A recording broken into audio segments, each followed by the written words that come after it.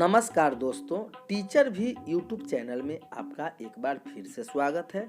आपने इस चैनल को सब्सक्राइब नहीं किए हैं तो लाल रंग का बटन दबाकर चैनल को सब्सक्राइब कर ले और बगल के घंटा बजा दें ताकि इस चैनल पर जो वीडियो अपलोड हो वह सबसे पहले आप तक पहुंचे। हाँ दोस्तों, लाइक करना नहीं भूलेंगे क्योंकि आपके लाइक करने से ही हमारे मेहनत का फल मिलता है। तो आइए जानते हैं नियोजित शिक्षकों के बारे में क्या खबर आ रही है। विभाग से बड़ी खबर आ रही है। 1,60,00,000 बच्चों को मिलेंगे किताब के पैसे। प्रमोट होकर दूसरी से 8वीं में गए बच्चों के खाते में जाएंगे 600 करोड़। राज्य के 71,635 सरकारी प्राइमरी मिडिल स्कूल में प्रमोट होकर दूसरी से 8वीं कक्षा में गए तकरीबन 1,60,00,000 बच्चों को किताब खरीदने के लिए पैसे मिलने वाले हैं। किताब की खरीदारी के लिए बच्चों को 600 करोड़ रुपए दिए जाने हैं। ये ऐसे सभी बच्चे हैं जो पिछले शैक्षणिक सत्र 2019-20 में पहली से 7वीं कक्षा में थे। ये बच्चे कोरोना संकट एवं लॉकडाउन की वजह से बिना परीक्षा के ही प्रमोट होकर वर्तमान शैक्षणिक सत्र 2020-21 में दूसरी से 8वीं कक्षा में पहुंच गए हैं। बच्चों के स्कूल 13 मार्च से ही पढ़ाई के लिए बंद पड़े हैं। पहली से 7वीं कक्षा से प्रमोट होकर दूसरी से 8वीं कक्षा में पहुंचे बच्चे पैसे मिलने के साथ ही अपनी नई कक्षा की पाठ्य पुस्तकों खरीद सकते हैं। यह राशि बच्चों के खाते में जाने वाली है। राशि सभी बच्चों के खाते में चली जाएगी। डीबीटी के माध्यम से बच्चों के खाते में हस्तांतरित होगी। पैसे मिलने के बाद बच्चे किताब खरीद सकें, इसके लिए बिहार शिक्षा परियोजना परिषद के राज्य परियोजना निर्देशक संजय सिंह ने बिहार राज्य पाठ्य पुस्तक प्रकाशन निगम से कहा कि वह जुलाई माह से राज्य के सभी जिलों में पाठ्य पुस्तकें उपलब्ध कराएं। स्कूल खुलने के बाद वर्तमान शैक्षणिक सत्र 2020-21 में सरकारी स्कूल में पहली कक्षा में जब बच्चों का दाखिला होगा तो उन्हें भी पाठ्य पुस्तक खरीदने के लिए पैसे मिलेंगे। वर्तमान शैक्षणिक सत्र 2020-21 में सरकारी स्कूलों में पहली कक्षा से नामांकन इसलिए नहीं हो पाया है क्योंकि स्कूल बंद है। आपको बता दूं कि राज्य में सरकारी स्कूलों में पहली से 8वीं कक्षा में पढ़ने वाले बच्चों को पहले पाठ्य पुस्तकों ही मुफ्त में दी जाती थी, लेकिन कई बार ऐसा हुआ कि आधा शैक्षणिक सत्र गुजर जाने के बाद भी बच्चों तक पाठ्य पुस्तकें नहीं पहुंची। इसके मद्देनजर सरकार ने बच्चों को पाठ्य पुस्तक न देकर बच्चों को उतनी राशि ही देने का फैसला किया ताकि वे बाजार से समय पर किताबें खरीद सकें। इधर मुंगेर में 56 वर्षों से संचालित है दुनिया का पहला योग बीबी अंतर्राष्ट्रीय योग दिवस आज है। गंगा नदी के किनारे 1964 में विधिवत रूप से बिहार के स्कूल में हुई थी। इस तरह से 56 वर्ष पूर्व मुंगेर की पवित्र, पावन और ऐतिहासिक धरती से शुरू हुआ था योग विद्या के प्रचार प्रसार का एक ऐसा कार्य जिस पर आज हर भारतीय को गर्व है। वैसे मुंगेर की भूमि से योग के प्रचार प्रसार का कार्य 1930 में स्वामी शिवानंद ने शुरू किया था। उनका जन्म बंगाल में बरसात नामक गांव में हुआ था। उनका पूरा नाम तारकनाथ घोषाल था और उनके शिष्य उन्हें महापुरुष महाराज के नाम से पुकारते थे।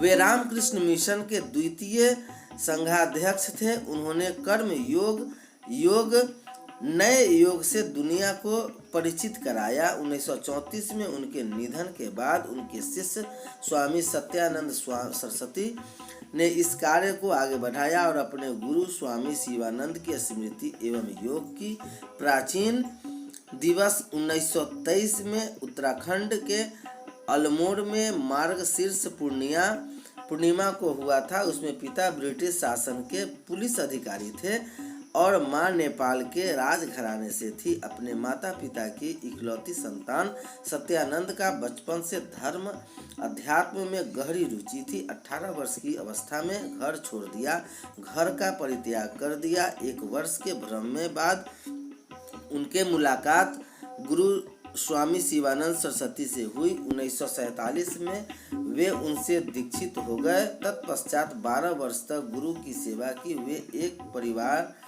के रूप में भारत के विभिन्न हिस्सों का अतिरिक्त झारखंड के देवघर में रिखिया आश्रम के स्थापना की। यहीं पर उन्होंने एकांतवास करते हुए उच्च वैदिक साधनाएं की और 5 आंकड़े के अनुसार यहाँ से योग की शिक्षा का पहला योग विश्वविद्यालय है। बल्कि यहाँ 1 महीने के सर्टिफिकेट कोर्स से लेकर डायरेक्टरेट तक की योग की पढ़ाई होती है। यहाँ योग दर्शन, योग मनोविज्ञान, अप्लाइड योग और पर्यावरण योग विज्ञान में उच्च अध्ययन को भी पूरी व्यवस्था है। यहाँ विश्व के कोने कोने से विद्यार्थी योग अध्ययन के लिए आते हैं और यहाँ आम लोगों के लिए गुरुकुल शैली में 1 और 4 माह का सर्टिफिकेट कोर्स का संचालित होता है। एक अनुमानित आंकड़े के अनुसार यहाँ से योग की शिक्षा लेकर लगभग 30,000 से अधिक लोग देश विदेश के योग केंद्र संचालित कर रहे हैं।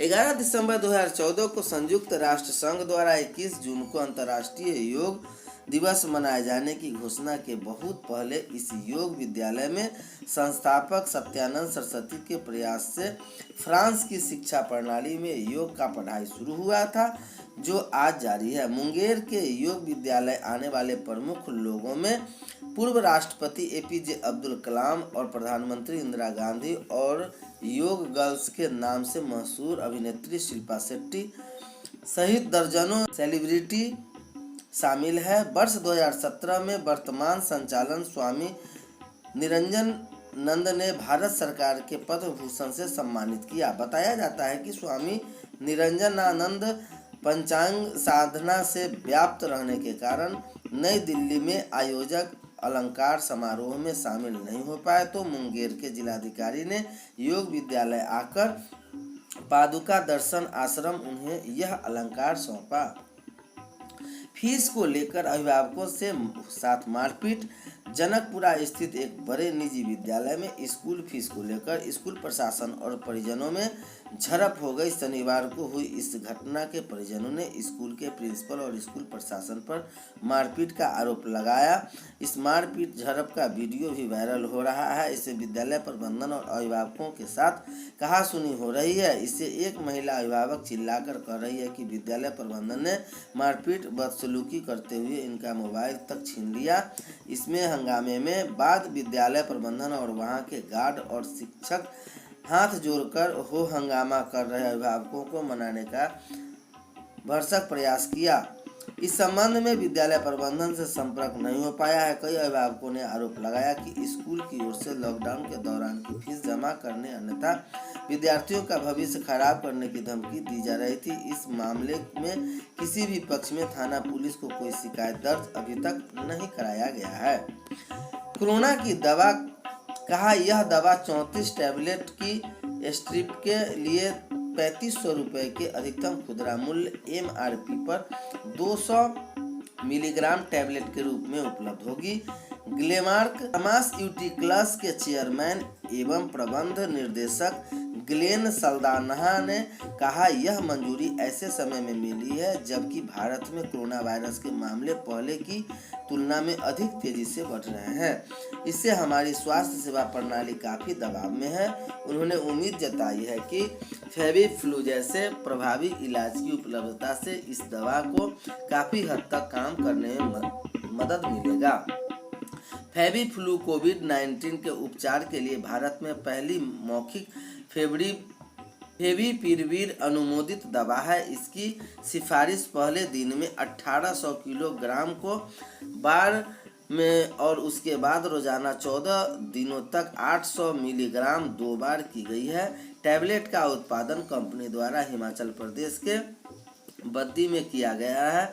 ग्लेनमार्क ने कहा कि यह दवा अस्पतालों में खुदरा चैनल दोनों माध्यम से उपलब्ध होगी। ग्लेनमार्क ने कहा कि कंपनी ने अपने in house research and development team के माध्यम से फेविफ्लू के लिए सक्रिय फार्मास्यूटिकल इंग्रेडिएंट API और फॉर्मुलेशन को सफलतापूर्वक विकसित किया है।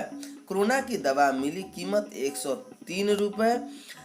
ग्लेनमार्क फार्मा स्कूली बच्चों के लिए ऑनलाइन योग क्विज कंपटीशन।